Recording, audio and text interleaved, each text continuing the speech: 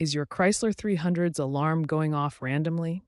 It's a common issue affecting models from 2005 to 2023. The main culprits are usually simple problems with sensors. Start by checking your door sensors and hood switch. Clean them thoroughly with electrical contact cleaner.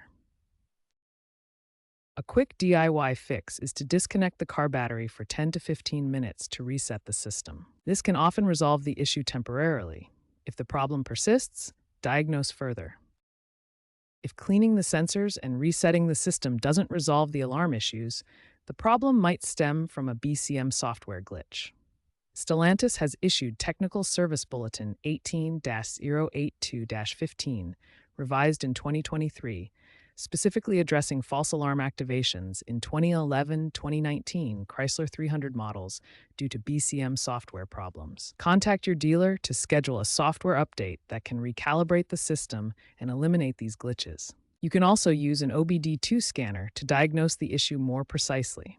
Check for specific fault codes, such as B1120, which indicates a door Ajar sensor problem, or P607, which points to a BCM fault. These codes help pinpoint whether the issue is with the sensors or the control module itself. If diagnostics reveal that a sensor or the BCM itself is faulty, replacement might be required. BCM replacements can cost between $300 and $800, so it's wise to have professional diagnostics confirm the issue before proceeding. Mechanics note that 60 to 70% of Chrysler 300 alarm problems actually stem from sensor corrosion rather than module failure, which can often be addressed without full replacement.